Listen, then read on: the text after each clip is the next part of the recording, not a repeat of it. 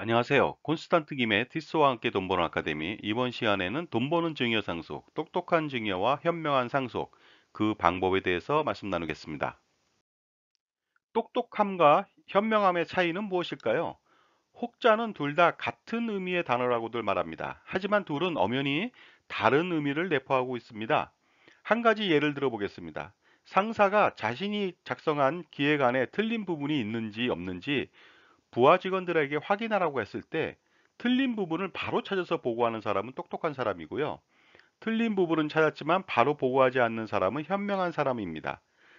틀린 부분을 찾을 수 있다는 것은 명석하기 그지없었겠지만요. 상사의 심기를 건드릴 수 있습니다. 따라서 상사의 심기를 건드리지 않는 현명한 보고가 필요하지 않을까요? 절세에 있어서도 마찬가지일 것입니다. 무턱대고 세금만 줄인다면 어떤 결과를 가져올까요? 절세 전략은 세금을 많이 줄일수록 좋은 것은 사실입니다. 하지만 세금을 기대 이상으로 줄였음에도 불구하고 결과가 나쁘게 되는 경우가 빈번하게 발생한다는 것이죠. 자, 이와 관련된 예를 한번 들어보도록 하겠습니다. 꼬마 빌딩을 3개 동이나 가진 자산가 부부가 있었습니다. 그들은 사전에 아들 셋에게 빌딩을 하나씩 증여하려는 계획을 세웠습니다. 나중에 발생하게 될 상속세를 감당할 수 없을 것이라 생각했기 때문인데요. 여기까지는 아무런 문제가 없어 보입니다. 세 아들들에게 빌딩을 사전 증여해서 추후에 발생할 상속세 걱정이 없어졌기 때문입니다. 물론 증여세와 취득세 등은 들어갔지만 상속세에 비한다면 아무것도 아니었습니다. 사전 증여 전략을 통해 절세를 완료한 이 부부는 과연 행복하게 여생을 보냈을까요? 빌딩을 증여받은 자녀들을 한번 스케치해 보겠습니다. 장남은 빌딩을 나중에 매각해서 직장을 그만두고 사업을 시작했습니다. 그러나 사업 경험과 사회 경험이 부족했던 터라 사업은 빨리 망하게 되어 무일푼이 되어 버렸습니다. 그는 부모님을 부양할 능력도 재산도 의지도 없게 되어 버렸습니다. 다음은 차남입니다. 차남은 빌딩을 팔고요. 자녀 교육을 위해서 미국으로 이민을 갔습니다. 이민 간 몇 해 동안은 잦은 연락과 미국 초청 등으로 간혹 만나기까지 했는데 요 근래는 연락도 잦아들고 미국까지 갈 엄두도 나지 않습니다. 자, 마지막으로 삼남입니다. 삼남은 빌딩의 임대소득으로 풍요롭게 살면서 평범했던 일상을 벗어나서 자산가 행사를 하면서 사치를 부렸습니다. 가족 모두가 이러한 소비에 빠져 부모님을 찾아올 겨를이 없을 정도로 바쁘게 살고 있습니다. 결국 노부부는 자녀 셋에 손주들까지 여럿을 두었지만 외롭고 쓸쓸한 기나긴 노후 생활을 지속하고 있습니다. 그들에게 있어 사전 증여 전략의 실행은 상속세를 줄이는 것 외에 모든 것이 다 독이 되어 버렸습니다. 만약 증여하지 않았다면 자녀들과 왕래하며 손주들 재롱과 커가는 모습을 보며 행복하게 살아야 될 노후 생활이 그야말로 생지옥을 방불케 하는 고독함과 배신감으로 얼룩지고 만 것입니다. 돌이켜보면 똑똑하게 세금을 줄이려 하다가 뜻하지 않게 목숨을 줄이게 된 일이 벌어지고 만 것입니다. 그렇다면 이 노 부부에게는요, 어떤 솔루션이 필요했을까요? 세금은 줄이고 목숨은 늘리는 전략이 반드시 필요해 보였을 겁니다. 따라서 똑똑하게 세금만 줄일 것이 아니고 현명하게 세금도 줄이고 상속도 대체해야 된다는 결론에 도달하게 될 것입니다.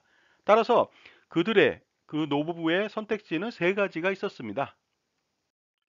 첫 번째는 빌딩을 증여하지 않고 그대로 있는 방법입니다. 그러나 이럴 경우 행복한 노년을 보낼 수는 있어도 상속세 부담을 자녀들에게 떠넘긴 꼴이 됩니다. 자산이라고는 빌딩 3개 동이 전부라서 상속인들이 상속세 재원을 만드는 것은 거의 불가능하게 보이기 때문이죠. 자신이 죽고 나서 자녀들에게 커다란 짐을 지우게 한다면 이는 두고두고 원망을 들을 수 있는 리스크가 발생하기도 합니다. 살아생전에는 행복했을지 몰라도 사후에는 불행 그 자체가 아닐까 염려스러운 선택이 아닐 수가 없습니다. 두 번째는요, 빌딩을 새 아들들에게 사전 증여하는데 조건을 다는 방법입니다. 예를 들어서 효도하지 않을 경우 빌딩을 되돌려준다라는 조건부 증여를 하는 것이죠. 물론 효도라고 하는 것이 추상적이어서 구체적인 기술이 필요해 보입니다. 매월 2회 이상 방문 또는 매월 생활비 500만 원 지급 등. 하지만 이러한 조건부 증여는 치명적인 위험을 가지고 있습니다. 장남처럼 사업이 망하는 경우 실행할 수도 없고요. 차남이나 삼남처럼 약속을 지킬 수 없게 될 수도 있으니 조건부 증여는 마치 사후 약방문이 될 수 있다는 것입니다. 특히 한번 깨진 관계는 돌이킬 수 없으니 설령 빌딩을 되돌려 받는다 해도 불편하고 힘든 관계는 지속될 수밖에 없을 것입니다. 빌딩을 주지 않는 것만 못한 결과를 가져올 수밖에 없습니다. 세 번째는 빌딩을 부분적으로 증여하는 방법이 되겠습니다. 예를 들어 빌딩의 건물부는 부모님이 소유하고 토지부는 자녀들한테 증여하는 것입니다. 이른바 파샬 기프트, 부분 증여 방법이 되겠습니다. 이렇게 할 경우 자녀는 빌딩 전체에 대한 증여세를 내지 않고 토지분에 대해서만 증여세를 부담하게 되니까 증여세 절세에도 커다란 도움이 됩니다. 그리고 건물을 가진 부모님은 임대 수입을 평생 받으며 자녀들이 방문할 때마다 나눠줄 수도 있을 것 같습니다. 물론 토지 주인 자녀들한테도 임대 소득을 무조건 나눠줘야 합니다. 하지만 여기서는 논외로 하겠습니다. 적은 금액일 수도 있고요. 재산권을 가진 부모님이 임대 소득 전체를 관리하기 때문에 그렇습니다. 이렇게 자녀들이 빌딩의 토지분만 파셜 기프트로 증여받게 된다면요. 자녀들은 소위 빚 좋은 개살구 짝이 났습니다. 왜 그럴까요? 토지를 증여받았지만 건물주는 부모님이라서 지상권자인 부모님의 동의 없이는요. 빌딩을 마음대로 처분할 수도 없고요. 빌딩을 담보로 대출도 받을 수가 없습니다. 그렇기 때문에 어떻습니까? 빚 좋은 개살구라고 표현할 수밖에 없겠죠? 하지만 부모님 사후 자신들이 받은 토지분의 가격은 엄청나게 상승할 것으로 보여 자산 증시 효과는 크다고 볼 수가 있습니다.